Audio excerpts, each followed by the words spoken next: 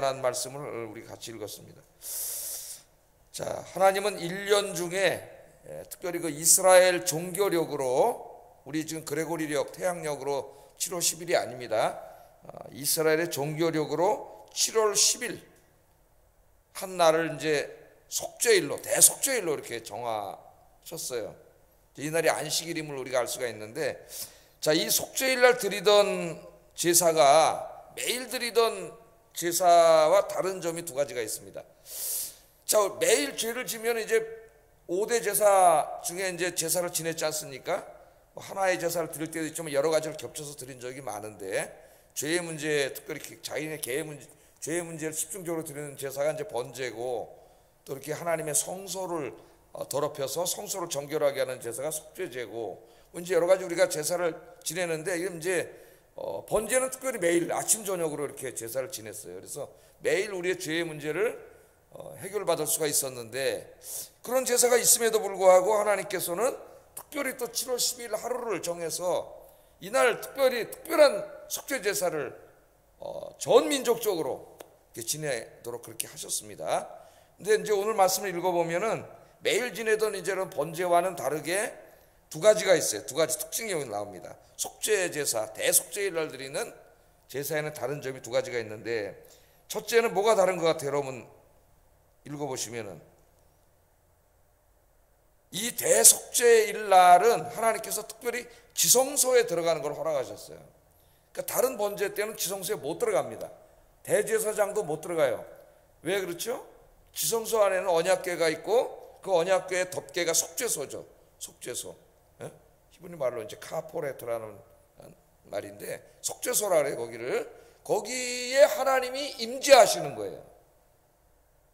그러니까 정말 거룩한 곳이에요. 그 대제사장도 못 들어가요. 하나님이 딱 허락해 준 날이 언제냐면은 7월 10일, 오늘 대속죄일입니다. 그래서 이제 다른 날은 속죄 제사 지낼 때도 그 피를 제단 앞에 7번 뿌리고 뭐 이제 이렇게 그 지성소 바깥에를 뿌리는데, 이 날은 그 피를 어디다 뿌려요? 속죄소 위에다가 7번 뿌리라 그랬어요. 그러니까 이 지성소 안에 들어가서 그 지성소에 피를 7번 뿌립니다. 속죄소 위에다가. 이게 이제 매일 드려지는 제사와는 다른 점이에요. 첫 번째, 지성소를 들어간다고 하는 거. 그러니까 뭔가 좀 다른 의미가 생각이 들죠. 하나님 임재에 가장 가까이 가는 그런 날인데요. 두 번째는 이 백성들을 위한 이제 그 속죄 제사를 드릴 때 그 염소를 2마리 이제 가져오라 그랬는데, 그 중에 염소 한 마리는 번제로 드리고 속죄제로 드리고, 한 마리는 산채로 두었다가 안수를 해서 광야로 보내라 그랬습니다. 그걸 이제 아사셀이라 그러는데, 아사셀 뭐라 그런다고요? 아사셀. 이제 아사셀 염소 정도는 우리 아이언교 새벽기도 나오시는 분은 알아요. 아사셀 염소. 그게 달라요. 모든 재물은 다 죽지 않습니까? 죽어야 되는데 그 염소는 살려서 광야로 보내. 그 예식이 하나 있습니다. 이 두 가지가 이제 다른 매일 드리는 제사와는 다른 큰 이제 그런 차이점으로 이렇게 나타나 있습니다. 그래서 이렇게 이제 하나님이 정하신 대로 대속죄일 날 대제사장이 성소에 들어가서 이제 제단에 속죄소, 하나님이 임재하시는 그곳에 7번 피를 뿌리고, 뭐 자세한 규례가 있습니다만 핵심은 그거예요. 또 염소 2마리 중에 안수를 해서 제비를 뽑아가지고 한 마리를 이제 광야로 보내는 이런 예식에 하나님이 명령하신 대로 이렇게 이제 제사를 지내면 하나님께서 1년 동안 이스라엘이 지은 모든 죄를 사해 주셨어요. 그러니까 번제나 이런 것은 개인이 가서 예배드리면 자기가 지은 죄를 이제 그날 사함 받고 이런 것이었다면은, 이건 이제 굉장히 훨씬 더 공적인 공동체적인 제사라고 할 수가 있겠죠. 온 1년 동안 지은 모든 백성들의 죄를 다 사해 주신 거예요. 자, 다 사해 깨끗하게 해주시고, 이제 또 하나는 뭐냐면 1년 동안 인간들이 드나들면서 죄로 오염시킨 하나님의 성소를 깨끗하게 하시는 거예요. 하나님께서. 물론 그 더럽힌 모습이 뭐 보이진 않겠지만은 하나님이 보실 때 이제 부정한 것들이죠. 그런 것들을 하나님이 깨끗하게 하세요. 왜냐하면 인간은 죄인이에요. 제사장조차도 죄인이에요. 계속해서 하나님 거룩한 성소를 드나들면서 1년 동안 얼마나 그 오염을 시켜놨겠습니까? 하나님 보실 때 죄인들이 계속 들어오면서 그걸 또 깨끗하게 해주세요. 그래서 이제 제가 한번 이걸 어떻게 설명을 할까 생각을 하는데 하나님 지혜를 딱 주시더라고요. 지혜를. 어제 집에서 설교를 준비하다가 어떻게 설명하지 이러는데, 여러분 이제 우리가 집 청소를 하잖아요. 집 청소 매일 하죠. 예? 설거지하고 이제 음식을 나오면 좀 갖다 버리고 이제 청소하고 아침에 또 청소기로 싹 하고 또 뭡니까 그거 걸레 같은 그 휴지 있잖아요. 그 휴지로 해서 딱 닦아가지고 우리 집사람 가끔 시켜갖고 내가 열심히 닦는데 싹 닦고 이제 이렇게 매일매일 청소를 하죠.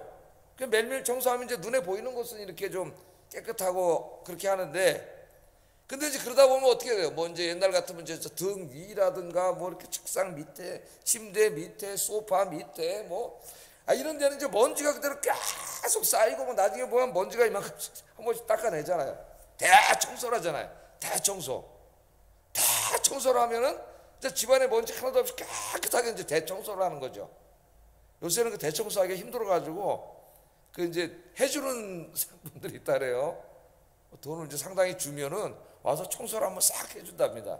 주부들이 그거 다 혼자 못하기 때문에 한 번씩 이제 하는 것 같아요. 이렇게 한번 1년에 한 번 하든지 다 청소를 하면 이제 깨끗하게 싹 청소가 이제 이렇게 되잖아요. 이 속죄일은 뭐 하는 날이냐? 대청소한 날이다 이렇게 생각하시면 되겠어요. 똑같지는 않지만은 매일매일 우리가 조금씩 회개하고 이제 하나님 앞에 이렇게 하지만 이 날은 정말 대대적으로 막 교회라면 이제 교회 1년 동안 공동체 안에서 지은 죄가 얼마나 많겠어요. 우리들이 하나님 거룩한 교회를 더럽힌 게. 예? 또 우리 개인은 어떻겠어요? 조금 세수하고 손 닦고 그랬지만 예? 깨끗하게 청소하는 날이다. 그렇게 생각하시면 되겠습니다. 자, 그럼 한번 조금 18분이네요. 자세히 한번 해보겠어요. 자, 제사장들이 이제 이날만큼은 지성소에 들어가서 제사를 지내느라 했습니다. 2절 한번 읽어보겠습니다. 시작. 성소에 휘장한 법궤위 속죄소 앞에 아무 때나 들어오지 말라. 그리하여 죽지 않도록 하라. 이는 내가 구름 가운데서 속죄소 위에 나타남이니라. 이 속죄소가 바로 뭐라고요? 언약궤의 덮개. 그 덮개의 손잡이는 천사로 이렇게 되어 있죠. 천사로. 예? 천사로 이렇게 되어 있어요. 내가 주의 날개 그늘 아래 수물이다. 시편의 이런 고백은 바로 그 지성소의 모습을 상징하고 한 기도예요. 그 천사의 날개, 하나님의 보호 안에 쉰다는 거죠. 피난하고. 자, 그 덮개를 속죄소라 그래요. 속죄소라 그러는데 그 속죄소 위에 하나님이 구름 가운데 임재하셔요. 그러니까 구름으로 탁 안 보이잖아요.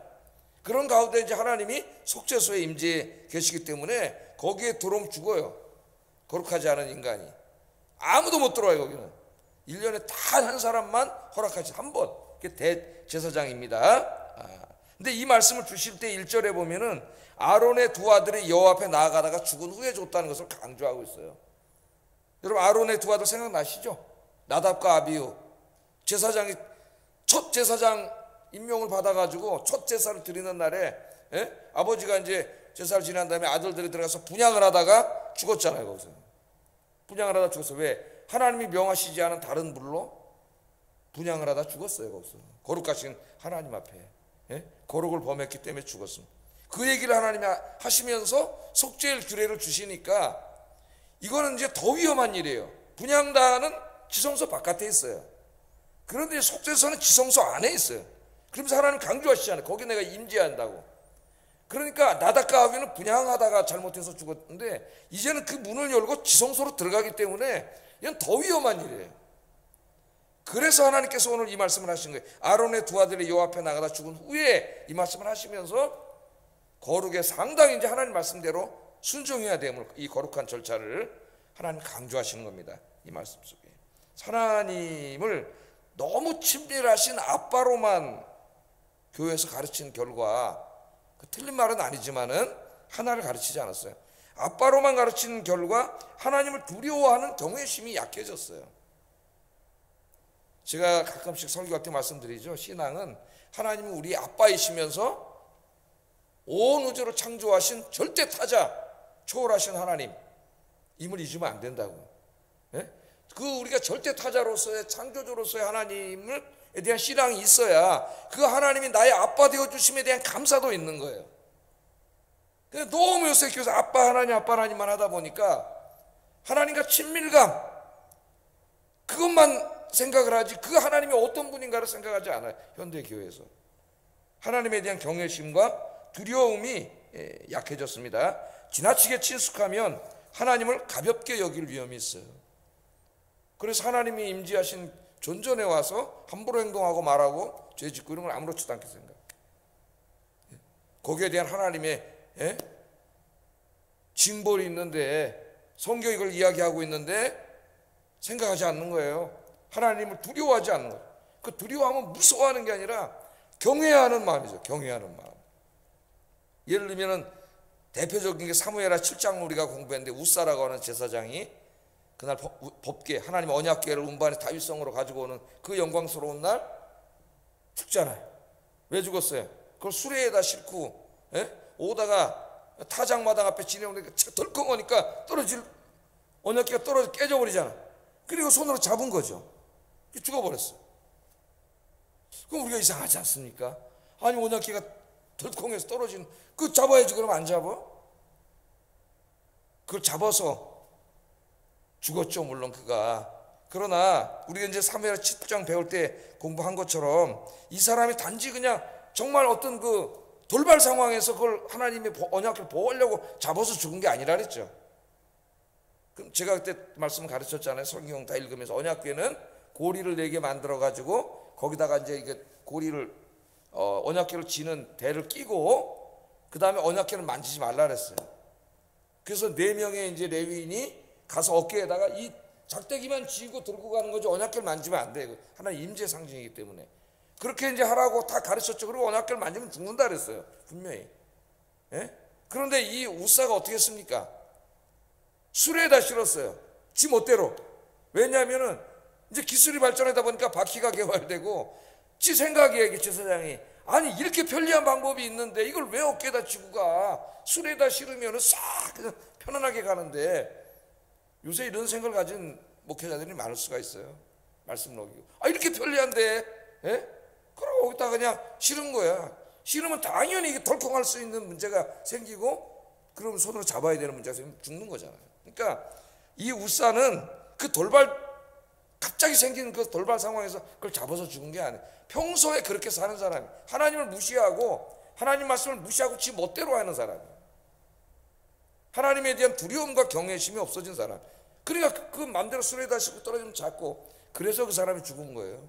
그 사람 이제 다윗과 함께 새 왕국이 시작되고 하나님을 섬기며 살아가야 그 언약궤를 모시고 이제 성으로 들어가는데 하나님을 함부로 너무 가볍게 나답과 아비후도 왜 죽었어요? 하나님이 명하지 않은 다른 불로 자기 멋대로 하다 죽었어요. 종교교육 다 그런 거라 그랬죠.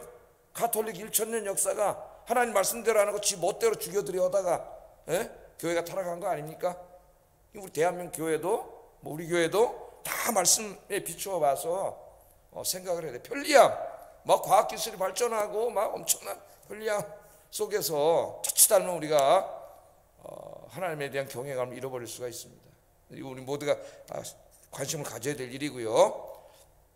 이제 오늘 이제 속죄일인데 속죄일 날 이 경고를 먼저 하셨어요. 하나님께서. 그리고 두 대상을 위한 제사가 지내지는데 하나는 제사장 자신을 위한 제사입니다. 제사장 지성소에 들어가기 때문에 자기도 들어갈 수 없어요. 먼저 속죄하고 번제를 드려야 돼요. 그 다음에는 이스라엘 백성 전체를 위해서 드리니까 그때는 중보자로서 드리는 거죠. 제사장이. 그래서 3절에 보면은 제사장을 위한 속죄제와 번제물에 대한 말씀이 있어요. 아론이 성소에 들어오려면 수송아지를 속죄제물로 삼고 수장을 번제제물로 삼고 속죄제물로는 수송아지, 번제제물로는 수장을 삼으라 그랬고요. 그 다음에 이스라엘 회중 전체를 위한 속죄제물입니다. 5절에 보면 이스라엘 자손 회중에게서 속죄제물로 삼기 위하여 수염소 2마리와 번제물로 삼기 위하여 수양 1마리를 가져갈지니라. 백성을 위해서는 수염소 2마리, 이게 이제 좀 다르죠. 수염소 2마리와 수양 1마리를 가져가라 그랬어요. 뭐 우리가 지금 속죄를 안 지키기 때문에 이 절차를 다 알 필요는 없습니다. 자, 특별히 대속죄일에는 이 두 가지 제사가 드려졌는데, 번제와 속죄제가 드려졌는데 대부분이 다 속죄제에 관한 말씀이에요. 번제에 관한 말씀 한 절밖에 없어요. 강조된 게 이제 속죄제입니다. 속죄제. 자, 그래서 제사장과 그 가족을 위한 속죄제 6절에 보면 아론은 자기를 위한 속죄제 수송아지를 드리되 자기의 집안을 위하여 속죄하고, 자기와 자기 집안 돌아봐야 되는 거예요. 목회자로서 자기 자신뿐만 아니라 자기 집안, 하나님 앞에 먼저 본이 되고 있는지 중요한 거죠. 이것을 먼저 다 속죄를 하고, 그 절차는 11절부터 14절까지 자세히 나와 있습니다. 아까 우리가 읽었어요. 중요한 거는 14절. 그는 또 수송아지의 피를 가져다 손가락으로 속죄소 동쪽에 뿌리고 또 손가락으로 그 피를 속죄소 앞에 7번 뿌릴지니라. 이 언약궤에 그 덮개인 속죄소에다 직접 뿌리는 제사라는 걸 강조하고 있습니다. 그 다음에 이제 온 이스라엘을 위한 속죄제 규례가 7절 10절 있는데, 또 여기 이제 이게 중요한 게 두 염소를 가지고 회막문 여호와 앞에 두고 두 염소를 위하여 제비 뽑되 한 제비는 여호와를 위하여 한 제비는 아사셀을 위하여 할지며, 아론은 여호와를 위하여 제비 뽑은 염소를 속죄제로 드리고 아사셀을 위하여 제비 뽑은 염소는 산채로 여호와 앞에 두었다가 그것으로 속죄하고 아사셀을 위하여 광야로 보낼지니라. 이렇게 했습니다. 염소 2마리 내라 그랬잖아요. 제비를 뽑아 한 마리는 제물로 죽고 속죄 제물로, 한 마리는 아사셀을 위하여 광야로 보내줬어요. 아사셀을 위하여 광야로 보내줬다, 이 말을 잘 생각해야 됩니다.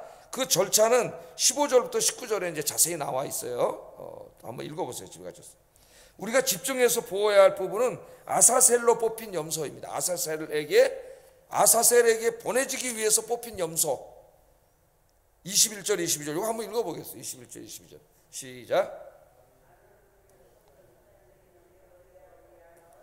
이스라엘 자손의 모든 불의와 그 범한 모든 죄를 아뢰고 그 죄를 염소의 머리에 두어 미리 정한 사람에게 맡겨 광야로 보낼지니, 염소가 그들의 모든 불의를 지고 접근하기 어려운 땅에 이르거든 그는 염소를 광야에 놓을지니라. 자, 여기서 이제 아사셀로 보내지는 염소, 모든 제사의 제물은 다 죽어요. 우리 대신 죽어야 되는데, 이 속죄일날, 대속죄일날 염소는 2마리를 내게 해서 한 마리는 제물로 죽고 한 마리는 살아서 이제 아사셀이 있는 광야로 보내라는 거예요. 그러니까 절차는 이렇죠. 첫째, 아론이 두 손으로 안수를 해. 광야로 보내는 염소 위에다가 안수하면서 뭐라 그래요? 이스라엘이 1년 동안 지은 모든 불의와 죄를 말하라 그랬어.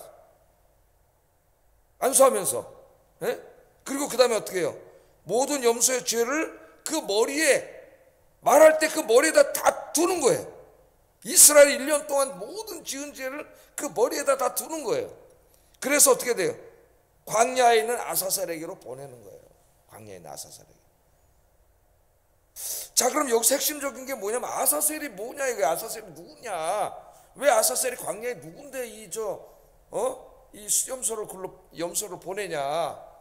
크게 이제 두 가지 견해가 있습니다. 크게 중요한 것 두 가지만 얘기하면은, 가장 인기 있는 해석은 아사셀을 그 광야에 사는 귀신의 이름으로 보는 거예요. 귀신의 이름. 그럼 이 염소를 누구한테 보내는 거예요? 그 귀신에게 보내는 거예요. 귀신에게. 모든 죄의 기원은 누구예요? 귀신이잖아요. 사탄, 마귀, 귀신. 그래서 이런 해석을 하는 사람들은 모든 죄를 그 염소의 머리에 얹혀가지고 죄의 아버지인 귀신에게, 사탄에게 보내는 예식이다, 이렇게 해석을 합니다. 근데 조금 이제 문제가 되는 것은 그 귀신에게 재물을 바친다는, 이게 좀 이상한 거잖아요. 그래서 이거는 조금 이상합니다. 그 전체 해석은 멋있는데 좀 이상해요. 근데 두 번째는 뭐냐면은 이 아사셀을 바위로 된 벼랑이라고 해석하는 거예요. 벼랑. 예? 더 이상 갈 수 없는 길을 이제 쭉 가다 보면 이제 바위로 된 벼랑이 나타나서 한 발짝 더 가면 떨어져 죽잖아요. 그래서 이 바위로 된 벼랑으로 해석을 하는데, 그렇게 되면 어떤 의미입니까? 이 염소가, 아사셀에게 보내진 염소가 모든 이스라엘의 죄를 짊어지고 가서 벼랑 끝에 떨어져 죽는 거예요. 떨어져 죽으면 다시 돌아올 수 없잖아요. 예? 그래서 그 죄를 영원히 이제 다시 이스라엘 진영으로 돌아오지 못하도록 떨어뜨려 죽이는 거죠. 아사셀이 지고 가서 죽는 거예요.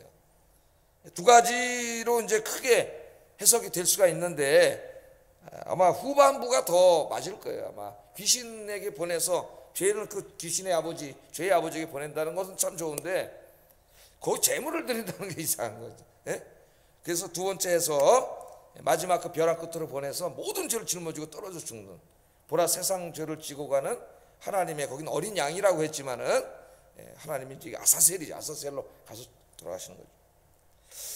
자, 이렇게 이제 속죄제를 드리고 번제는 24절 한 절밖에 안 나와요. 번제는 간단하게만 나옵니다. 여기서는 거룩한 곳에서 물로 그의 몸을 씻고 자기 옷을 입고 나와서 자기의 번제와 백성의 번제를 드려 자기와 백성의 죄를 속죄하라. 이렇게 이제 이게 속죄를 하는 일입니다. 자, 이렇게 했을 때 하나님은 1년 동안 모든 지은 죄를 다 용서해 주셨어요. 그러니까 자 보세요. 속죄제는 원래 뭐 할 때 드리는 제사예요? 인간의 죄도 속하지만 주 내용이 뭐 하기 위해서 드린 제사라 했어요? 정결제라 그런다 그랬죠. 정결제, 속죄제는 성소, 부정하게 된 성소, 인간의 죄 때문에 성소를 왔다 갔다 하는 인간이 부정하게 만들어 놓은 성소를 깨끗하게 하는 게 우선적인 게 속죄제예요. 그래서 그 제단에까지 뿌렸다는 것은 하나님이 이제 인간이 1년 동안 더럽혀 놓은 그 성소를 깨끗하게 해주시는 것이고, 뿐만 아니라 인간이 계속 죄가 있으면 또 더럽혀지니까 인간의 1년 죄도 깨끗하게 해주시는 거예요. 이렇게 함으로써 1년 죄를 다 해결받습니다. 그게 이제 우리 29절 31절 너희는 영원히 이 규례를, 여기 줄쳐 나와서 영원히 이 규례를 지키라 그랬습니다. 영원히. 일곱째 달 곧 그 달 10일에 7월 10일이죠. 너희는 스스로 괴롭게 하고 아무 일도 하지 말되 본토인이든지 너희 중에 거류하는 거류민이든지 그리하라. 이날에 너희를 위해 속죄하여 너희를 정결하게 하리니 너희의 모든 죄에서 너희가 여호와 앞에 정결하리라. 이는 너희가 영원히 지킬 규례라. 이스라엘 자손의 모든 죄를 위하여 1년에 한 번 속죄할 것이니라. 아론이 여호와께서 모세에게 명하신 대로 행했더라. 아멘. 이렇게 나와 있어요. 영원히 지킬 규례라. 영원히, 그럼 지켜야 되는 거잖아요. 우리가. 영원히. 그래서 속죄를 안 지키잖아요, 우리가. 영원히. 그래서 이제 신약 성경으로 와 보면 사도 바울이 이 속죄 제단 위에 7번 뿌리는 이 속죄소, 이것을 예수님에게 적용을 합니다. 그 유명한 로마서 3장 25절에 한번 읽어보겠습니다. 시작. 자, 다시 한번 읽어보면 시작. 예수를 하나님이 그의 피로써 믿음으로 말미암는 화목제물로 세우셨으니 이는 하나님께서 길이 참으시는 중에 전에 지은 죄를 간구하심으로 자기의 의로우심을 나타내려 하심이니라. 화목제물, 이 말 추천하세요. 화목제물. 이게 아까 지금 오늘 본문에는 속죄소. 속죄소는 히브리 말로 카포렛인데 이 카포렛을 헬라어로 이제 번역하면 힐라스테리온이라는 말이 되는데요. 뭐 그런 원어는 알 필요가 없고 그거를 화목제물로 번역을 했어요. 우리말에 속죄소를. 구약에서는 속죄소로 번역을 했는데 신약 성경에서는 화목제물로 번역을 했어요. 왜 그랬는지는 모르겠는데 십자가를 생각하면서 그렇게 했겠죠. 그래서 십자가에서 예수님이 이제 그 속죄소에 피를 7번 뿌림으로, 그렇게 해서 이제 짐승이 먼저 죽어야 되는 거죠. 모든 죄를 용서해 주셨는데 이제는 예수님이 그 화목제물, 그 속죄소에 뿌리는 그 제물이 스스로가 되셨다는 거예요. 그래서 이제 우리는 영원히 지킬 규례인데 예수님께서 이것을 영원히 지키셨어요. 그래서 우리가 속죄를 지키지 않는 겁니다. 지금 동물 잡아서 피를 뿌리지 않고. 또 히브리서 10장 11절 14절 이제 이 말씀을 가장 자세하게 설명한 건 히브리서 9장과 10장이에요. 이 말씀 자세히 설명하면서 11절 14절만 한번 읽어보겠습니다. 시작. 제사장마다 매일 서서 섬기며 자주 같은 제사를 드리되 이 제사는 언제나 죄를 없게 하지 못하거니와 오직 그리스도는 죄를 위하여 한 영원한 제사를 드리시고 하나님 우편에 앉으사 그 후에 자기 원수들을 자기 발등상이 되게 하실 때까지 기다리시나니 그가 거룩하게 된 자들을 한 번의 제사로 영원히 온전하게 하셨느니라. 아멘. 이제 1년에 한 번씩 할 필요가 없다는 거야. 2000년 전에 한 번의 제사를 드림으로 영원히 우리를 깨끗하게 하셨다, 그렇게 말합니다. 그래서 여기에 이 모든 죄를 짊어지고 벼랑 끝에 가서 떨어져 죽는 아사셀이나 그 속죄소에 피를 7번 뿌리는 것이나 이것이 어디서 완성된 거예요? 예수님의 십자가 위에서 다 완성된 거예요. 예수님의 십자가 위에서 깨끗하게. 예수님은 처음서부터 오늘 그러잖아요. 제사장의 제사가 무슨 니네 죄를 깨끗게 할 수 있느냐, 할 수 없다 그러잖아요. 그런 거 왜 하라는 거예요? 상징적인 거예요. 하나님은 처음서부터 모세 율법 제사를 통해서 우리 죄를 용서해 주시는 게 아니에요. 우리가 죄진 다음부터 하나님의 아들이신 예수님의 희생적인 죽음을 통해서 우리의 죄를 용서해 주시려고 하나님은 다 작정을 하신 거예요.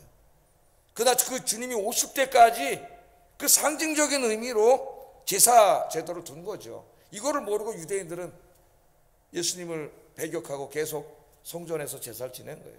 그래서 완성을 했어요. 사도 요한이 이렇게 말하잖아요. 하나님이 세상을 이처럼 사랑하사 독생자를 주셨으니 이는 그를 믿는 자마다 멸망하지 않고 영생을 얻게 하려 하심이라. 아멘. 주님이 영원히 지키셨습니다. 그래서 우리가 매일 이렇게 여러분들 새벽에 나와서 매일 제일 먼저 저도 뭘 기도해요? 어제 하루 내가 잘못했던 것들을 생각해 보면서 회개 기도 먼저 하잖아요. 예? 잔잔한 조그만 거 하나 하나님께 가까이 갈수록 더 자기가 보인다 그랬습니다. 죄가 자기를 의인이라고 생각하는 사람은 신앙생활 제대로 안 하는 사람이에요. 하나님께 가까이 가지 않기 때문에 안 보일 뿐이에요. 자기가 밝은 빛 속에 가면 자꾸 드러나기 때문에 겸손해질 수밖에 없어요. 그래서 겸손은 최고의 신앙이에요. 하나님 앞에 늘 가까이 가는 사람이에요. 자, 이제 우리가 매일 제사를 지내지만 제가 한번 생각해 봤어요. 자, 속죄 영원히 지키라 그랬는데 우리 주님이 영원히 이제 제사를 지냈기 때문에 뭐 제사는 안 지내지만 자, 이걸 어떻게 의미 있게 우리가 속죄의 말씀을 지켜야 되겠는가 이런 생각을 해봤는데 제가 생각하기를 대청소를 하지 않습니까? 그러니까 매일매일 우리가 하나님 앞에 이제 죄를 회개해야 되는데 번제를 드리는 거죠. 그거는 매일매일 이제 하루하루 결산을 해야 되는데 그래도 이제 한 달에 한 번 정도 여러분이 집을 대대적으로 청소를 하잖아요. 그러니까 이 한 달에 한 번 정도는 이게 이제 자기 그 신앙에 한번 속죄 일을 갖는 게 어떻겠나 이런 생각을 가졌어요. 그럼 뭐냐면 한 달에 한 번 정도는 좀 이 자기의 그 거룩의 문제, 죄의 문제에 대해서 한번 좀 하나님 앞에 무릎을 꿇고 기도하면서 대청소를 한번 하는 거예요. 내 영혼의 대청소. 한 달 내가 어떻게 살아왔는지 하나님 앞에 이런 시간을 좀 가지면 의미가 있지 않겠는가. 제 생각에 가지고 물론 매일매일 하나님 앞에 우리가 회개를 하고 하는 게 중요하지만 한 번 정도는 그런 게 같은 게 어떻겠는가. 또 한 번 정도는 공동체 안에 얼마나 많은 죄로 더럽혀놨습니까, 이 교회를. 우리 인간들이 심지어는 주일 예배드리러 와서도 여기 교회를 죄짓고 가는데 좀 우리 교회에도 하나님 앞에 정말 하나님이 보실 때 눈으로 볼 때야 뭐 이렇게 좋은 거 갖다 놓으면 깨끗하게 보이지. 그러나 하나님이 보실 땐 죄로 막 오염되어 있는 교회도 우리 교인들이 좀 회개하면서 깨끗하게 하나님 보실 때 대청소를 한 달에 한 번 정도는 이걸 어떻게 하면 목회에 실천할 수 있을까 이런 생각을 좀 해봤어요. 여러분들 주님 앞에 서서 대속죄일 날 깨끗하게 하듯이 여러분 한 달에 한 번 정도는 매일매일 회개해야 돼. 대청소하시는 여러분 되기를 주의 이름으로 축복합니다. 기도하겠습니다. 아멘을 안 하시는데 축복합니다. 하나님 앞에 깨끗해야죠. 정결하고. 자, 두 가지 기도하겠어요. 하나님과 동행하고 예배하기에 합당한 거룩한 사람이 되기 위하여 죄를 멀리하고 죄를 지었을 경우에 죄를 철저하게 회개하게 하소서. 한 달에 한 번 정도는 좀 거룩에 좀 관점을 갖고 나를 대청소하게 하소서. 두 번째, 나의 죄로 인하여 하나님의 교회를 더럽힌 죄를 철저하게 회개하게 하시고 이제는 하나님의 교회를 거룩하게 만드는 일에 힘쓰게 하소서.